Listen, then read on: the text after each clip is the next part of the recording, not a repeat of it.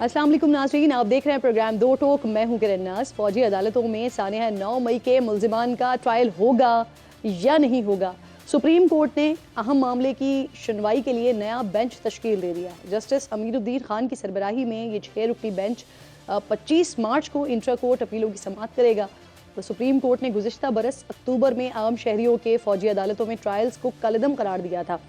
अदालत ने नाजरीन अपने फैसले में आर्मी एक्ट के सेक्शन D2 की झेली शिक 1 और 2, आर्मी एक्ट के सेक्शन 59(4) को कलअदम करार दिया था, जिस पर वफाकी हुकूमत समेत दीगर फरीकैन ने इंट्रा कोर्ट अपीलें दायर की थी। सुप्रीम कोर्ट ने इंट्रा कोर्ट अपीलों पर 6 रुकनी बेंच तश्कील दिया था। जस्टिस सारिक मसूद की सरबराही में बेंच ने दिसंबर 2023 में फौजी अदालतों में ट्रायल कलअदम करार देने का फैसला मुअत्तल करते हुए ट्रायल को हतमी फैसले से मशरूत किया था, लेकिन बेंच के सरबराह जस्टिस सारिक मसूद पर एतराज़ात के 22 जनवरी 2024 में यह बेंच टूट गया था। अब नया 6 रुकनी बेंच इस मामले की सुनवाई करेगा। अच्छा, सुप्रीम कोर्ट से आज एक और बड़ा फैसला इस्लामाबाद हाई कोर्ट के जज शौकत अजीज सिद्दीकी की बरतरफी को कलअदम करार देने की सूरत में आया है। अदालत ने अपने फैसले में कहा है कि जस्टिस शौकत सिद्दीकी को महज इल्ज़ामात पर बरतरफ कर दिया गया, उनको इल्ज़ामात साबित करने का मौका ही नहीं दिया गया। मिसकंडक्ट पर जज को शफाफ ट्रायल का मौका देकर ही बरतरफ किया जा सकता है। बदकिस्मती से नाज़रीन सुप्रीम कोर्ट के फैसले में ताख़ीर हुई। जस्टिस शौकत अजीज सिद्दीकी रिटायरमेंट की उम्र को पहुंच गए। उन्हें बतौर जज बहाल नहीं किया जा सकता, लेकिन वो रिटायर्ड जज को हासिल होने वाली तमाम मराहत और पेंशन के हकदार हैं।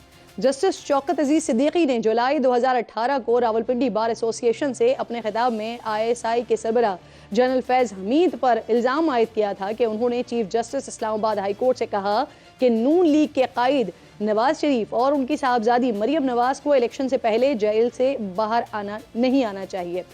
वो इस बंदे का नाम जानते हैं जो सुप्रीम कोर्ट में पैगाम रसानी करता है।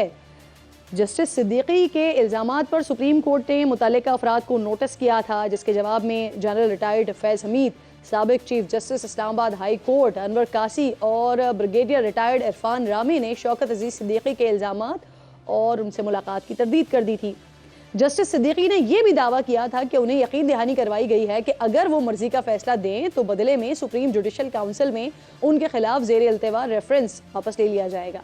सुप्रीम जुडिशल काउंसिल ने 31 जुलाई 2018 को इस तकरीर का नोटिस लिया और उसी बरस 11 अक्टूबर को उनकी बरतरफी की सिफारिश कर दी, जिस पर सदर आरिफ अलवी साहब ने अपने दाद उनकी बरतरफी की मंजूरी दे दी थी। यहाँ सवाल यह है कि अगर शौकत सिद्दीकी की बरतरफी गलत थी तो क्या उनके इल्ज़ामात को दुरुस्त तस्लीम कर लिया गया है? शौकत सिद्दीकी ने अपनी तकरीर में जिन अफराद के नाम लिए थे, क्या उनसे कोई तहकीकात की जाएंगी? क्या उन अफराद को कानून के कटहरे में खड़ा किया जाएगा? अच्छा, दूसरी तरफ नाज़रीन एक और मामला भी है। सुन्नी इत्तेहाद काउंसिल ने PTI की हिमायत से इलेक्शन जीतकर दूसरी पार्टीज में जाने वाले 20 अरकान के खिलाफ रेफरेंस ऐलान कर दिया है और ज़रा ऐसा बता रहे हैं कि अरकान के खिलाफ मुतल्लिका असम्बलीज़ के स्पीकर से रुजू किया जाएगा। पंजाब असम्बली में अपोजिशन लीडर मलिक अहमद कह रहे हैं कि बानी PTI का नाम पर वोट लेकर वफादारी बदलने वालों का अंजाम बुरा होगा।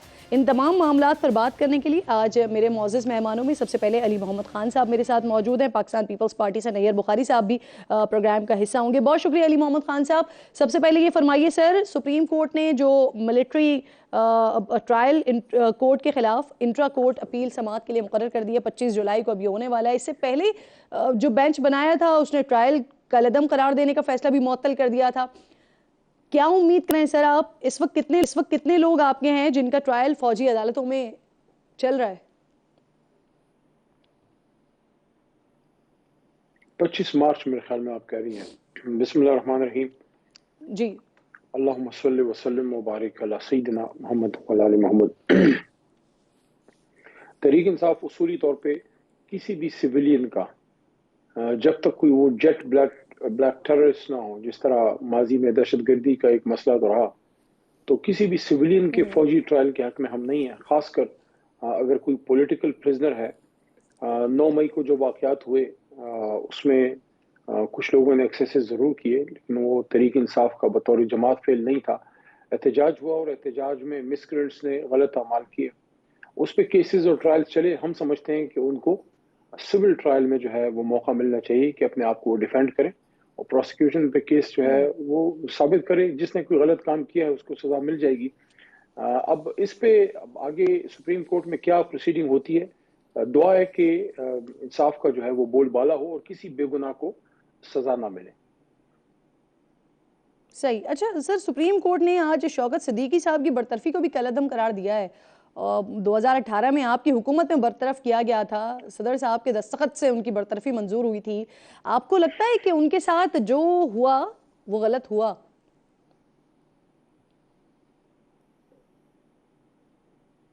देखिए, अगर उनकी बरतरफी को उन्होंने जो है गलत करार दिया है तो उससे क्या उस वक्त का अजाला हो जाएगा कि जिसमें अगर एक काबिल जज है और वो फैसला साजी कर सकता है, से एक एक फैसले से माशरे पे बहुत बड़ा असर पड़ता है, माशरे में बेहतरी आती है और हक और सच का आलम जो है वो बुलंद होता है।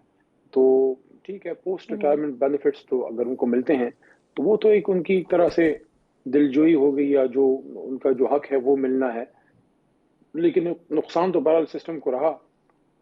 अब इसमें दूसरी बात जो आपने की कि क्या जिन लोगों की वजह से हुआ है, अगर उसका इसमें जिक्र है, अब हमने फैसला तो नहीं पढ़ा कि फैसले में आगे क्या लिखा है, क्या उनकी सिर्फ री स्टेटमेंट है या इसमें अगर किसी पे इल्जाम है तो क्या उनको सुना गया है और उनको मौका मिला है। ये चीजें बड़ी ऐसी हैं कि इसको दोनों जी साइड पे देखना पड़ेगा। अगर तो अली किसी मोहम्मद का खान साहब, लेकिन कसूर उसमें देखें क्लियर जस्टिस आता है सिद्दीकी वाला जो फिर मामला सजा था मिलनी चाहिए, सर, वो लेकिन अगर आपकी किसी हुकूमत पे के दौरान ही में रिस्पॉन्सिबिलिटी हुआ ना? फिक्स नहीं हुई तो फिर सवालिया निशान होगा। जी सर, आपकी हुकूमत के दौरान ही में हुआ था, इसीलिए देखिए, मैं आपसे हुकूमत के पूछ रही हूँ दौरान कि में तो आप क्या बहुत से समझते अच्छे हैं कि और फिर उनके साथ जो बेशुमार हुआ वो काम भी गलत हुए हुआ? हैं। क्योंकि क्योंकि अली साहब मेरी पूरी बात सुन लीजिएगा, क्योंकि जस्टिस काजी फाइज ईसा साहब के हवाले से जो रेफरेंस का मामला था उस पर कैटेगोरिकली सदर साहब ने भी कहा कि उनसे गलती हो गई है, बानी साहब ने तो कहा कि उनको तो मालूम ही नहीं था इस रेफरेंस के बारे में।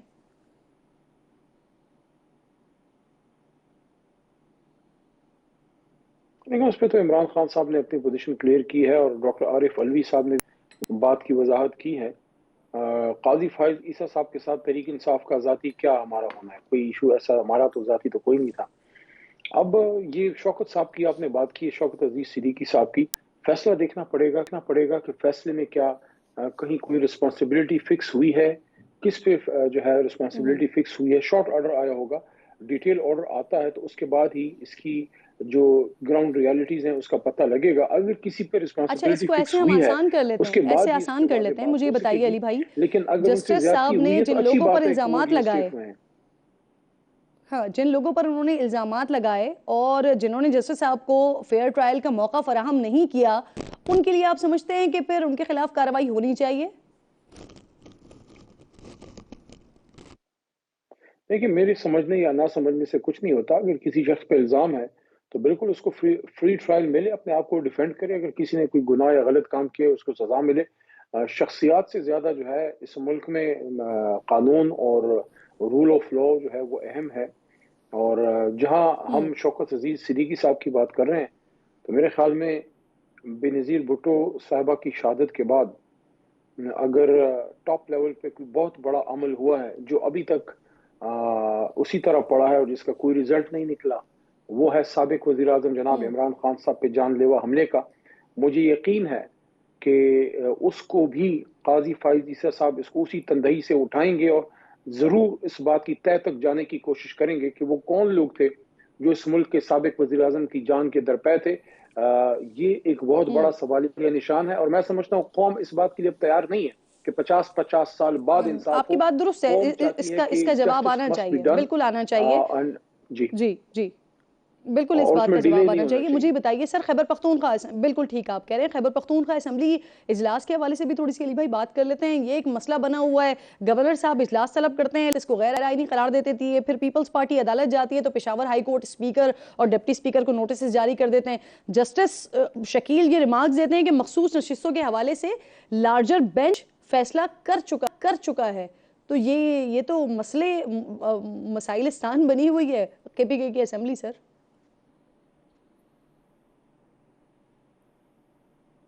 पूरा निजाम ही मसला बना दिया गया है। पूरा सच बोलना चाहिए, आधा सच नहीं बोलना चाहिए। बहुत से लोग अपनी सीटें हार चुके हैं।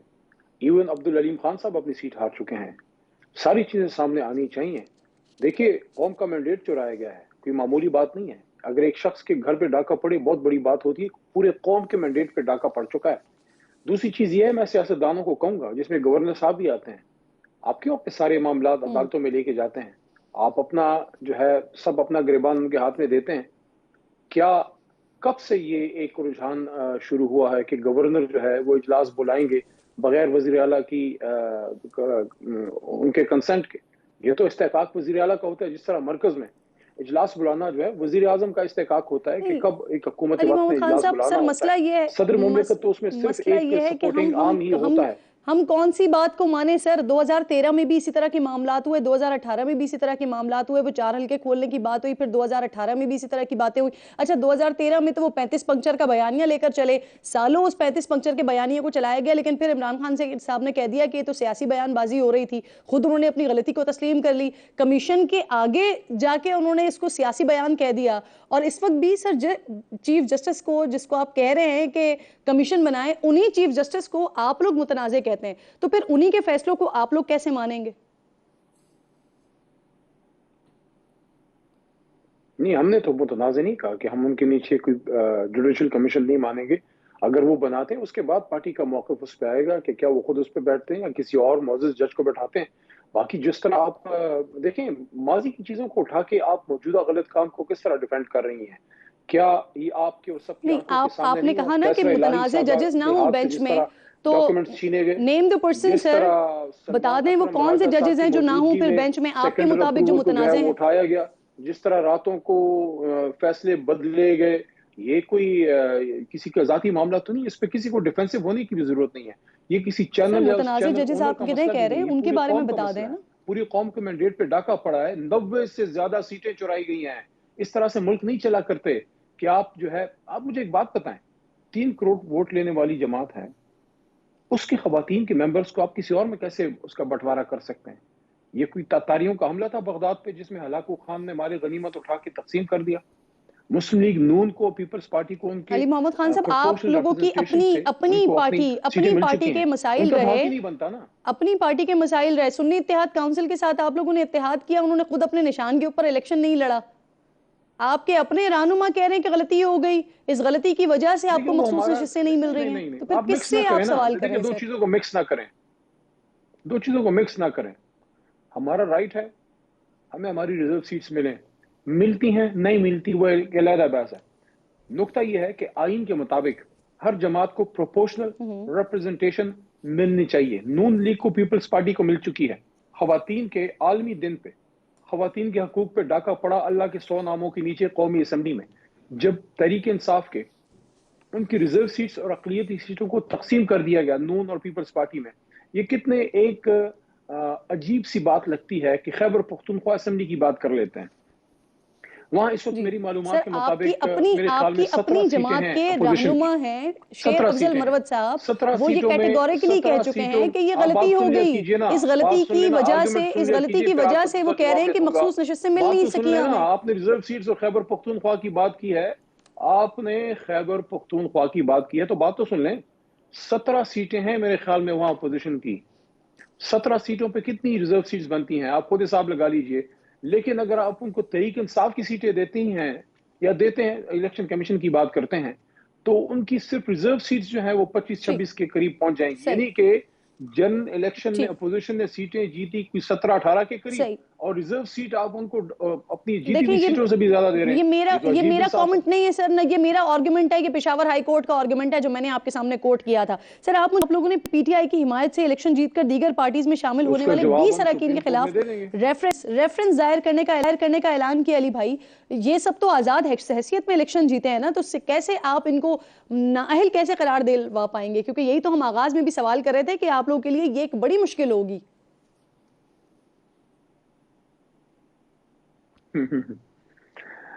देखिए, जिस वजह से तहरीक इंसाफ के मेंबरान ने एफिडेविट दिया और सुन्नी इत्तेहाद कौंसिल में शामिल हुए, तो सुन्नी इत्तेहाद कौंसिल में इसलिए तो नहीं शामिल हुए कि जिस तरह वो मुस्लिम लीग नून के एक मेंबर ने कहा था कि मियां साहब की जलसे में आए तो आपको जन्नत का टिकट मिलेगा। ये कोई जन्नत का टिकट कटाने तो एसआईसी में नहीं गए, इसीलिए गए हैं कि ये खरीदो फरोख्त खत्म हो।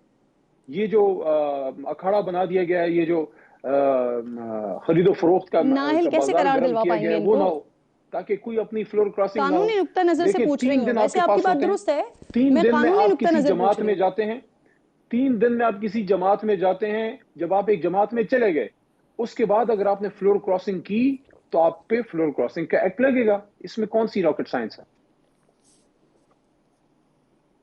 सर वो जमात में जाने से पहले ही किसी और जमात का हिस्सा बन गए ना, वो आजाद हैसियत में थे और फिर उसके बाद इलेक्शन जीत के आए, फिर किसी और जमात का हिस्सा बन गए, तो आप उन्हें नाअहल कैसे करार दिलवा पाएंगे? सुन्नी इत्तेहाद उसका तो काउंसिल में बड़ा आने के आसान बाद जवाब थोड़ी है, गए। उसका तो बड़ा आसान जवाब है। देखें, आपने किसी भी शख्स से आप पूछ लीजिए, आप खुद भी जर्नलिस्ट हैं, इन्वेस्टिगेट कर लीजिए। जब आप डॉक्यूमेंट्स जमा करते हैं इलेक्शन में, जिस तरह मैंने जमा किए, तो ओरिजिनली हमने जमा किए पाकिस्तान तहरीक इंसाफ के नाम से। उसमें आप एफिडेविट देते हैं, उसमें आप एफिडेविट देते हैं कि मैं इस जमात का रुकन हूं और इस जमात के प्लेटफॉर्म से मैं इलेक्शन लड़ रहा हूं। इसीलिए एक नुक्ता नजर ये भी था कि जब हम जीत गए कि हम तहरीक इंसाफ में ही जाने के लिए इलेक्शन कमीशन में दरखास्त देते हैं। लेकिन फिर सुन्नी इत्तेहाद काउंसिल का फैसला हुआ था कि रिजर्व सीट्स भी अगर बचती हैं बचें, और चूंकि निशान तहरीक इंसाफ का नहीं था तो ये एहतमाल था कि शायद हमें तहरीक इंसाफ में ना जाने दिया जाए। लेकिन जीते तहरीक इंसाफ में है वो बंदा जो तहरीक इंसाफ की सपोर्ट से जीता है, उसका एफिडेविट ऑन अच्छा अली ओथ साहब, अभी देखें, अभी जो इलेक्शन आप बात कमीशन कर के रहे हैं ना, डॉक्यूमेंट्स में अभी जो आप बात एफिडेविट कर रहे हैं मौजूद है एग्जैक्टली कि मैं ये तहरीक बात इंसाफ उस के वक्त मेंबर हूं। इलेक्शन कमीशन अब ऑफ अगर वो पाकिस्तान तहरीक कर रहा इंसाफ की था बजाय किसी जब और जमात पीटीआई में जाता है तो नजरियाती का अपने टिकट आप लोग एफिडेविट के जमा खिलाफ करवा नहीं रहे जा थे। रहा। उस वक्त इलेक्शन कमीशन जब ये बात कर रहा था तो आप कह रहे थे कि ये तासुब की बुनियाद पर इलेक्शन कमीशन आपके साथ ये हरकत कर रहा है, हालांकि आज आप वही बात कर रहे हैं। सर मुझे बताइए कि हुकूमत ने मुल्क के 35,000 रिटेलर्स को टैक्स नेट में लाने का फैसला इसीलिए किया है, किया गया ना जिसका वहां आगाज पे। पेशावर आपकी समेत अगर 5 बड़े थोड़ा सा शहरों मैं से होगा, याददाश्त को ताजा कर तो पाऊं ये काम कि तहरीक जी जी आप इंसाफ कर से ले, मैं बल्ला मैं छीन सवाल लिया गया सवाल था, साथ कंप्लीट कर लेना मेरा, इस वजह से ये सवाल कंप्लीट कर लें नजरियाती फिर की उसमें बात आप हुई जवाब दे दीजिएगा। क्योंकि हमारे पास तो इलेक्शन सिंबल ही नहीं रहने दिया गया। सर मैंने आपसे वही कहा ना, जो आप बात कह रहे हैं वही बात उस वक्त जब पीटीआई नजरियाती के टिकट आप जमा करवा रहे थे, एग्जैक्टली सेम ये बात इलेक्शन कमीशन ने कही थी, लेकिन उस वक्त आप उन्हें कह रहे थे कि ये तासुब की बुनियाद पर कर रहे हैं, जो अभी आप बात कर रहे हैं। अच्छा सर ये कहिए कि अभी जो फैसला हो रहा है हुकूमत की तरफ से टैक्स नेट में लाने का, आगाज इसका पेशावर समेत 5 बड़े शहरों से होगा, तो सूबाई हुकूमत की मदद के बगैर ये मुमकिन कैसे होगा? पीटीआई हुकूमत साथ देगी विफाक का इसमें? देखिए, टैक्स नेट को बढ़ना चाहिए, ये तो मुल्क की मुफाद का एक इशू है और टैक्स कलेक्शन में जो है वो इजाफा होना चाहिए। कोई भी तरीका और नहीं है। अगर आप एक मुल्क में रहते हैं और आप उस मुल्क के निज़ाम को नहीं मानते, आप टैक्स ही नहीं देते, मुल्क कैसे चलेगा? कब तक ये मांगे तांगे से मुल्क चलाएंगे? ये तो हमारे बॉर्डर पार से हमारा असली दुश्मन जो है हिंदुस्तान है, उधर से भी हमें तड़ियां आती हैं, वो बाकायदा हमें शर्म दिलाते हैं उनके ठीक, पार्लियामेंटेरियंस या उनके लोग के। आप इस पे खुशियां सही। मनाते हैं कि आपने जनाब IMF से कर्ज ले लिया है, तो कर्ज लेके तो खुशी के शादियाने नहीं बजाने चाहिए, ना हमें ना हमारे बाद किसी और को। तो ये तो यानी शर्म आप का लोग मकाम सपोर्ट है, करेंगे, ये तो विफाकी सोच हुकूमत का फिक्र साथ का देंगे फिर इस मकाम है कि मामले हम में? कब तक इस पाकिस्तान को हाँ या कर्ज ना पे में चलाएं। बताइए सर, लेकिन मैंने इसमें अगला एक सवाल पूछा। बात जरूर है, इसमें एक बात जरूर है कि जी जो कौम से टैक्स कलेक्ट करने की बात करते हैं, क्या वो लोग अपने असासी मुल्क में वापस लाना पसंद फरमाएंगे? सही सर, अब फिर डिबेट बहुत ज्यादा आगे बढ़ जाएगी। सवाल तो मैंने बुनियादी तौर पर ये किया था कि लाने चाहिए विफाक का ना साथ मियां साहब और जरदारी साहब सूबाई को, अपने हुकूमत पैसे देगी वापस लाने या नहीं चाहिए ना। देगी। अब मुझे बताइए। आप मेरे साथ इस ठीक बात पे अली एग्री भाई, कर, मैं तो ऐसी आप हमने ये देखें मेरी बहन, मैं तो आपके साथ इस बात पे एग्री करता हूं कि आपने फरमाया कि टैक्स बढ़ना चाहिए, वो तो हम सब इस पे एग्री। क्या आप मेरे साथ इस बात पे एग्री करती हैं कि जो कौम की लीडरशिप का दावा करते हैं वो अपने असासे माल और दौलत मुल्क में लेके आए ताकि मुल्क मजबूत हो? पूरी दुनिया में हम भीख मांगते हैं कि हमें मदद दें, हमारे अपने असासे बाहर पड़े। हमें अपने असासे वापस मुल्क में नहीं लाने चाहिए? मियां साहब को, शहबाज साहब को, जरदारी साहब को और बहुत से साहिबेन को। बिल्कुल आपकी बात दुरुस्त है सर, आपकी बात दुरुस्त है, मैं 100% अग्री करती हूँ इस पर। पाकिस्तान को जो लीड करते हैं उनके तमाम के एहसास यहाँ पाकिस्तान में होने चाहिए, बिल्कुल दुरुस्त है आपकी बात। सर अली भाई ये बताइए, ऐसी इत्तलात, ऐसी खबरें आ रही हैं कि अलीमा खान साहिबा के हवाले से हिदायत की गई हैं कि उनको पार्टी मामला से दूर रखा जाए क्योंकि उनकी वजह से पार्टी को नुकसान पहुँच रहा है, और इसी तरह की खबरें उमैर नियाजी के हवाले से भी आई हैं, उनके लिए भी ऐसी हिदायत बानी चेयरमैन की तरफ से हुई हैं।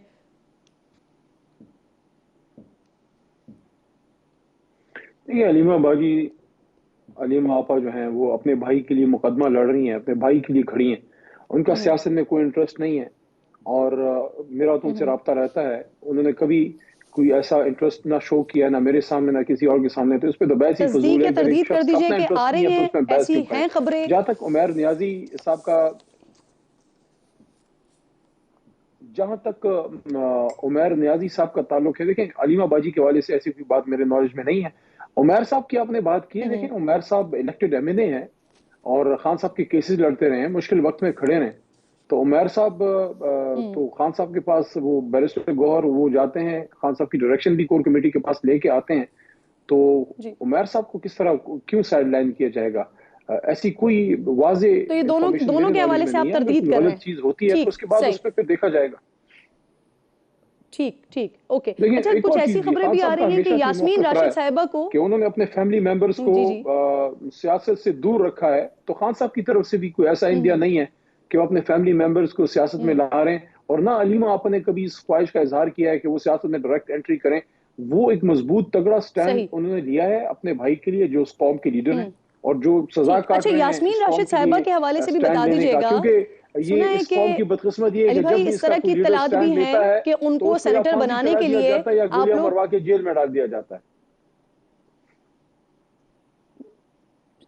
सर मुझे बताइए, यास्मीन राशिद साहिबा के हवाले से इस तरह की इत्तलात आ रही हैं कि आप लोगों ने शायद पाकिस्तान पीपल्स पार्टी से मदद मांगी है उनको सेनेटर बनाने के लिए, और बदले में ख्वातीन की नशिस्त पर पीपल्स पार्टी की फायजा मलिक इनको सपोर्ट करने की पेशकश आप लोगों की तरफ से की गई है। तस्दीक या तरदीद करेंगे इस बात की?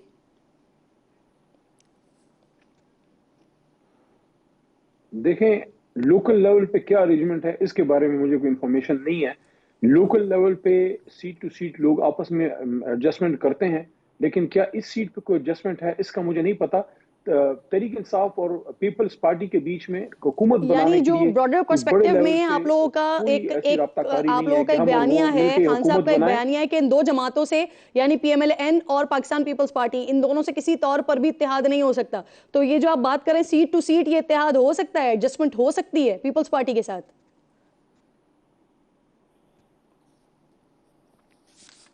देखिए पंजाब की लीडरशिप इस पे वाज़े बात कर सकेगी, क्योंकि डॉक्टर यास्मीन साहिबा के मेंबर कौन है, कौन उनको वोट करेगा, इसके बारे में मुझे इंफॉर्मेशन नहीं है। पंजाब की लोकल लीडरशिप इस पे बात कर सकती है। सही, बहुत बहुत खान साहब हम गुफ्तगू कर रहे थे, प्रोग्राम में साथ मौजूद थे। इन्हीं तमाम अहम इशूज पर पाकिस्तान पीपल्स पार्टी का मौक़िफ़ प्रोग्राम में शामिल करेंगे ब्रेक के बाद।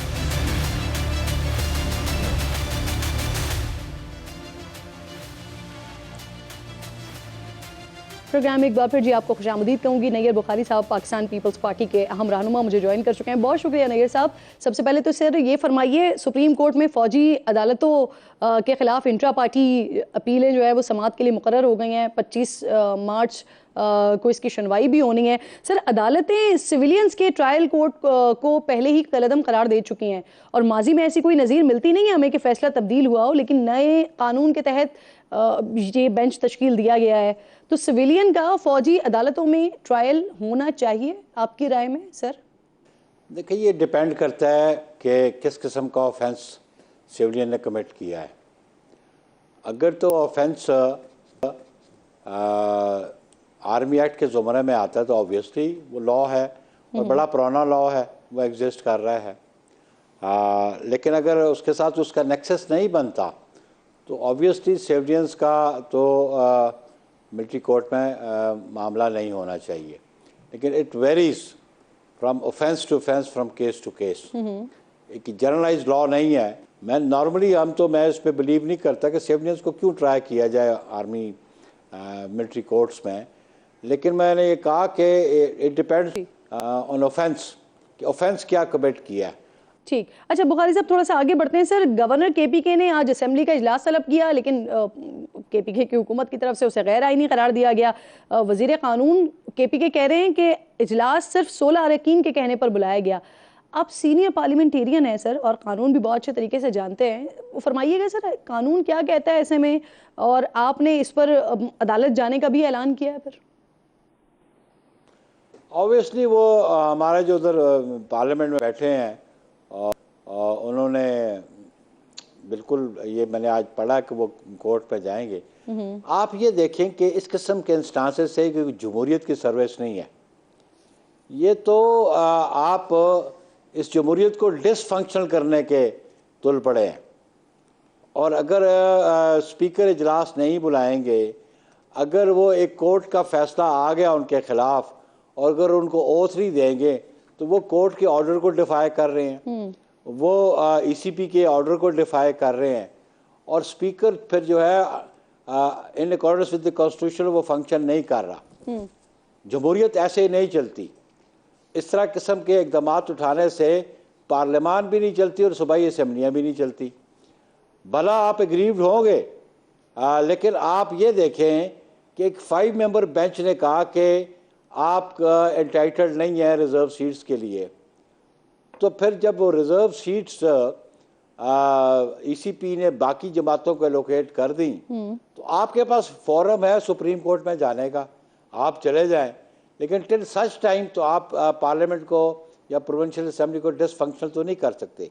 और मैं समझता हूँ कि ये स्पीकर साहब जो है वो कानूनी तकाजे पूरे नहीं कर रहे। सही। अच्छा, एक और मामला सर, जरा बलूचिस्तान असेंबली की भी बात करते हैं। बुखारी साहब, वहाँ पे आपकी हुकूमत है और अभी तक कैबिनेट नहीं बनी है, ऐसा तासुर है, ऐसी इत्तलात हैं कि ये जो ताख़ीर हो रही है वहाँ पे कैबिनेट की तश्कील के लिए वो सेनेट इलेक्शन की वजह से हो रही है, क्योंकि अगर वजारतों पर तहफ़्फ़ुज़ात सामने आते हैं तो फिर उसका अल्टीमेटली जो इम्पैक्ट है वो फिर सेनेट इलेक्शन पर आएगा। इस वजह से कैबिनेट नहीं बन रही है। देखें ना, पॉलिटिक्स पे तो स्ट्रेटजीज बंदा अपनी खुद बनाता है ना। आप इसको प्रिज्यूम कर लें, that's another thing. This is a presumption ना जो आपने बात की। लेकिन पॉलिटिक्स जो है, हर सियासी जमात जो इक़्तिदार में हो या अपोजिशन में हो, स्ट्रेटजीज तो अपनी खुद इवॉल्व करती है ना। आया कोई इलीगैलिटी कमिट हो रही है? इलीगैलिटी तो मुझे नज़र नहीं आ रही है। कैबिनेट फॉर्म हो जाएगी, बिलेटेड कैबिनेट्स भी बनती हैं, लेकिन गवर्नमेंट तो चल रही है, गवर्नमेंट तो डिसफंक्शनल नहीं है, कोई रुकावट भी नहीं है मिनिस्ट्रीज़ की। तो ऑब्वियसली ये जो वहाँ पे कोलिशन गवर्नमेंट है, ये भी आप समझती हैं, तो कोलिशन गवर्नमेंट ने अपनी स्ट्रेटजी बनाई हुई है। वो आपस में उनकी कंसल्टेशन ज़रूर हुई होगी। वो नून भी है वहाँ पे, पीपल्स पार्टी भी है, दीगर जमातें भी हैं, तो उनकी कंसल्टेशन है। तो जो गवर्नमेंट में बैठे हैं वो डिसाइड कर लेंगे। यानी ये आपकी स्ट्रैटेजी का हिस्सा है। अच्छा सर, ये बताएं, फैसल वाडा साहब के हवाले से आज़ाद हैसियत में वो सेनेट का इलेक्शन लड़ने जा रहे हैं और उन्होंने जो अपने कागजात जमा करवाएं वो वहाँ से जमा करवाएं जहाँ पर आपकी हुकूमत है। तो सर, क्या आप उनको सपोर्ट करेंगे? कोई बातचीत वगैरह हुई है इस हवाले से? कोई रब्ता हुआ है उनसे? नहीं, पाकिस्तान पीपल्स पार्टी ने तो अपने कैंडिडेट्स फील्ड किए हुए हैं, तो वो अपने कैंडिडेट्स को हम जिताएंगे या किसी आज़ाद को जिताएंगे? ऑब्वियसली हमारी पार्टी के लोग हैं जो कंटेस्ट कर रहे हैं, वो वुमेन सीट पे, वो माइनॉरिटी सीट पे, वो जनरल सीट पे, वो टेक्नोक्रेट सीट पे। तो हमने ऑलमोस्ट हर सीट पे अपना कैंडिडेट दिया हुआ है। कैटेगरी का जो इलेक्शन है उस पर अपने कैंडिडेट्स दिए हुए हैं।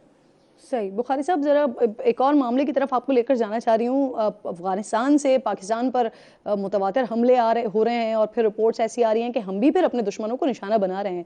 तो ऐसे सिचुएशन में आप समझते हैं कि अफ़गान हुकूमत पाकिस्तान दुश्मनों के ख़िलाफ़ कार्रवाई करने के लिए तैयार हो जाएगी?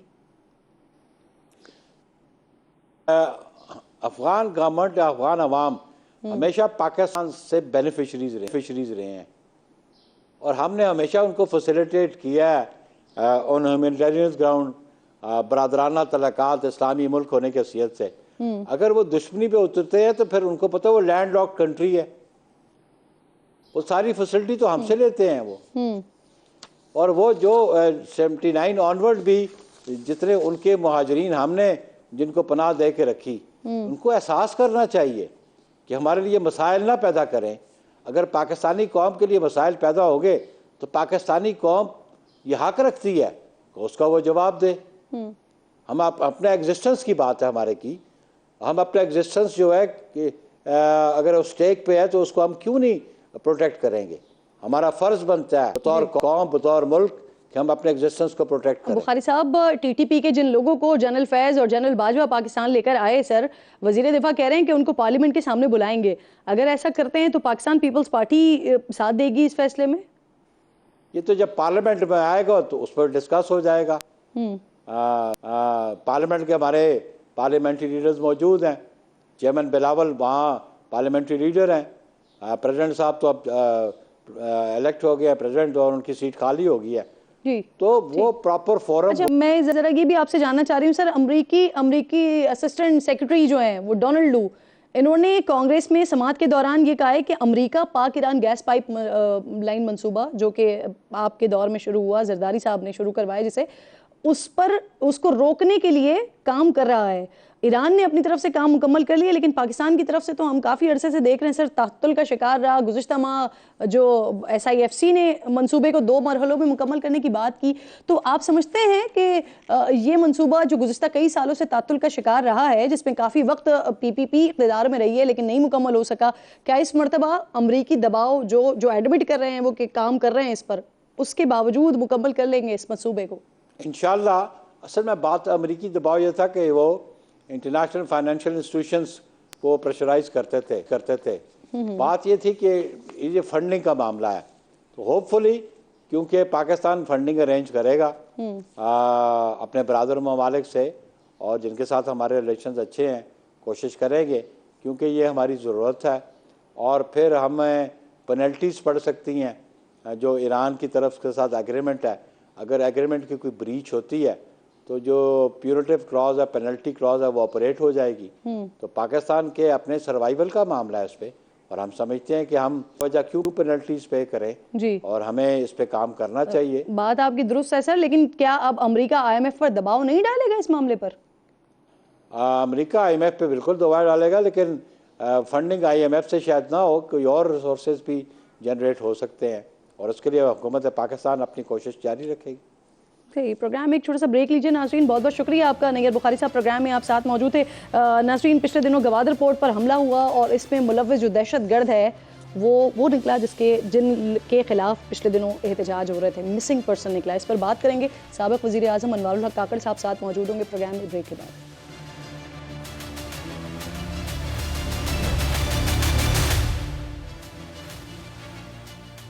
प्रोग्राम में एक बार फिर आपको खुशामदीद कहती हूँ नाजरीन। इंतहाई हसास मामले पर बात करने जा रही हूँ। गवादर पोर्ट पर जो हमला हुआ उसमें मुलव्विस दहशतगर्द जो था, मिसिंग पर्सन निकला, हलाक दहशतगर्द करीम जान वल्द फजल बलोच तुर्बत का रिहायशी था। BSO आज़ाद ने 25 मई 2022 को करीम की गुमशुदगी का दावा किया था, और इससे पहले दहशतगर्द इम्तियाज़ और अब्दुल वदूद के हवाले से भी ऐसा ही वावेला किया गया था। इस पर बात करने के लिए मुझे साबिक निगरान वज़ीर आज़म अनवारुल हक काकड़ साहब ज्वाइन कर चुके हैं, क्योंकि इस मामले पर बलूचिस्तान में मिसिंग पर्सन, और इसमें कोई दो राय नहीं है कि हमारे बहन भाई वहाँ पर मिसिंग हैं। यहाँ पर इसको बड़ी तादाद में कहा जाता है, लेकिन जब हम इंटरनेशनल मुबस्सिरीन के बारे में देखते हैं तो वहाँ पर बताया जाता है कि ये तादाद सैकड़ों में है। लेकिन एक भी गुमशुदा शख्स हो वो नहीं होना चाहिए वतन अजीज़ में। अनवारुल हक काकड़ साहब मेरे साथ मौजूद हैं, इनसे भी अदालत में सवाल हुआ है, तो अनवार साहब इसको ज़्यादा बेहतर तरीके से बता सकते हैं। अनवार साहब ज़रा फरमाइएगा सर, ये जो सारी सिचुएशन हमारे सामने आई, इससे पहले आज से 2 महीने पहले जो ईरान पर फिर पाकिस्तान ने जवाबी हमला किया था, जो पाकिस्तान के ऊपर अटैक किया गया था, उसमें भी जो शख्स जो दहशतगर्द मारे गए थे उनमें से एक ऐसा शख्स था जिसकी तस्वीर जो है वो यहाँ पर पिंडी में हमें नजर आई थी, और एक और ये गवादर हमले में भी जो मुलव्विस शख्स था वो भी मिसिंग पर्सन में निकला। सर जी, बहुत शुक्रिया करण। आपने जिस तरह अपने इब्तिदाइया में कहा, इसमें कोई दो राय नहीं है कि इनफोर्स डिसअपीयरेंस जो है उसमें अगर कोई एक फर्द भी उसका शिकार हो तो वो ज्यादती है, वो नहीं होना चाहिए। क्या पाकिस्तान की कोई स्टेट पॉलिसी है कि इसको एज अ टूल इस्तेमाल किसी भी गिरोह के खिलाफ, किसी भी ग्रुप के खिलाफ कर रहे हैं? इसका जवाब दफी में है।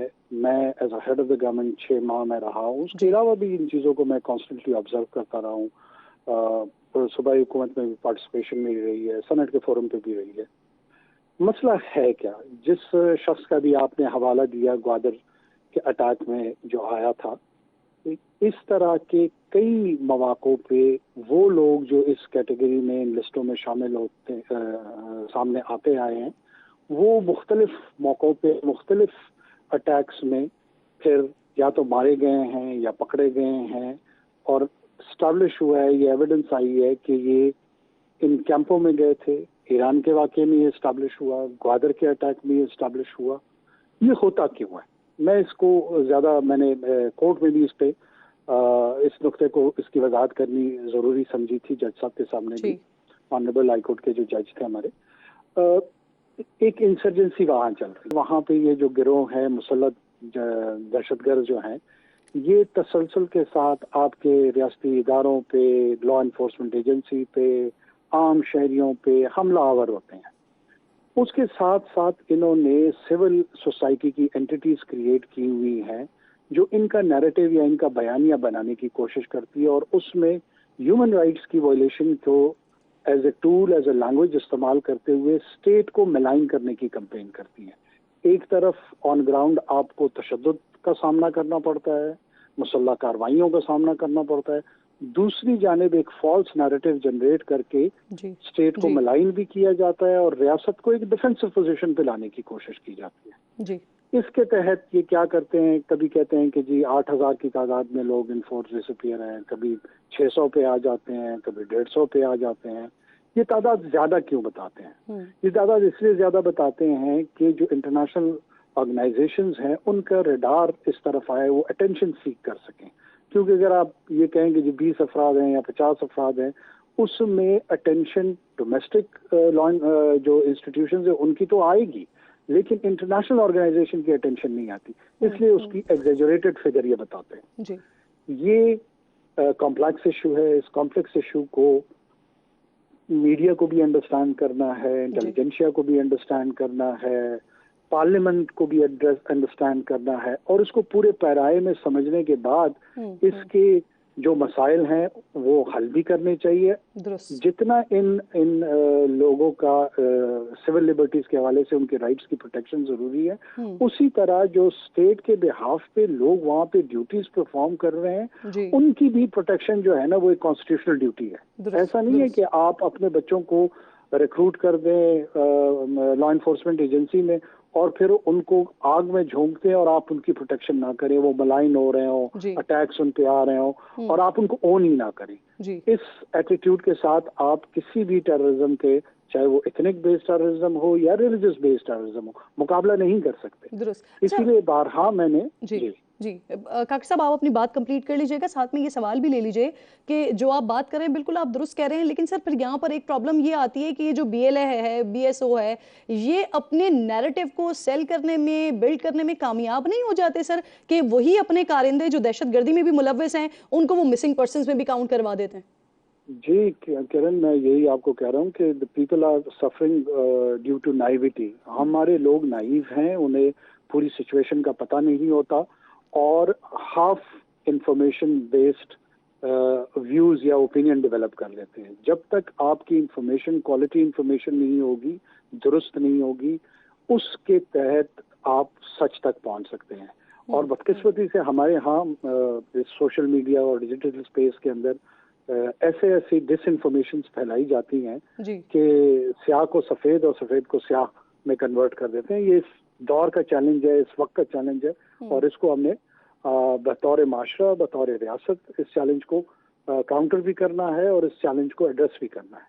जी जी। अच्छा काकर साहब, जैसे हम पिछले दिनों जब मैं बलूचिस्तान गई वहाँ पर भी इसी तरह की सिचुएशन मैंने देखी और कुछ हमारी भी इसमें खताएं हो जाती हैं। हमसे सवाल ये किया जाता है कि इतनी ज़्यादा कवरेज शायद बलूचिस्तान के हवाले से होती नहीं है और फिर वहाँ पर छोटे छोटे पॉकेट्स बने हुए हैं जो इस तरह की नेगेटिव खबरें फैलाते हैं और वहाँ पर सर्कुलेट होती हैं। तो ये हमने देखा है। तो सर फिर अब ये मुझे बताइएगा कि ये जो जिन दहशतगर्दों के हवाले से बात हो रही है, इनके हवाले से इनको एड्रेस करने के लिए या इस मामले को सॉर्ट आउट करने के लिए आप, क्योंकि हुकूमत का हिस्सा रहे, आप हुकूमत में रहे, लीड करते रहे आप, तो क्या आपने देखा कैसे इसको बेहतर किया जा सकता है? देखिए, एक तो हमें वजाहत के साथ पाकिस्तान के आईन के तहत किसी को मुसल्ला जत्था बनाने की इजाजत नहीं है। आप जो है कोई मिलिशिया फॉर्मेशन नहीं कर सकते हैं, मुसल्ला गिरोह की तश्कील नहीं कर सकते। ये गैर आईनी है, गैर कानूनी है, गैर अखलाकी है, गैर सियासी है। अगर किसी को पॉलिटिकल अपने किसी भी किस्म के कोई ग्रीवेंस है या ग्रीवेंस नहीं भी है, वो पाकिस्तान की जो पॉपुलेशन है उनके लिए एक पर्टिकुलर विजन रखना चाहते हैं, वो पीसफुल मैनर में उसकी एडवोकेसी करने के लिए, उसमें कोई पॉलिटिकल पार्टी तश्कील देने में, उसके इलेक्टोरल प्रोसेस में हिस्सा लेने में तमाम शहरी आज़ाद हैं। मुसल्ला कार्रवाई कोई नहीं कर सकता। जब कोई शख्स तशद्दुद की राह अपना लेता है या कोई गिरोह अपना लेता है तो वो नॉर्मल पॉलिटिकल एनवायरनमेंट और कैटेगरी से अपने आप को खुद इजेक्ट करवा लेते हैं, नॉर्मल प्रोसेस से इजेक्ट करवा लेते हैं। आपने टेररिस्ट को टेररिस्ट के तौर पे एक्नॉलेज करना है और फिर जी। उसी तरीके से ट्रीट भी करना है। दुरुस्त। जब तक हम इस नुक्ते को नहीं समझेंगे, जी। हम इस सिचुएशन को नहीं हैंडल कर पाएंगे। हैंडल नहीं कर सकेंगे और फिर बाहर भी नहीं निकल सकेंगे। आप बिल्कुल दुरुस्त कह रहे हैं। बहुत बहुत शुक्रिया। अनवारुल हक कामी मेरे साथ मौजूद थे। एक इंतहाई हसास पाकिस्तान का मामला जिसके हल के लिए तमाम लोग जो है वो देख रहे होते हैं, हुकूमत की तरफ, इदारों की तरफ। इंशाल्लाह नाज़रीन से मुलाकात होगी कल। अपना और अपने मुल्क का खास ख्याल रखिए। फ़लस्तीन को अपनी दुआओं में याद रखिए। अल्लाह ने के बाद।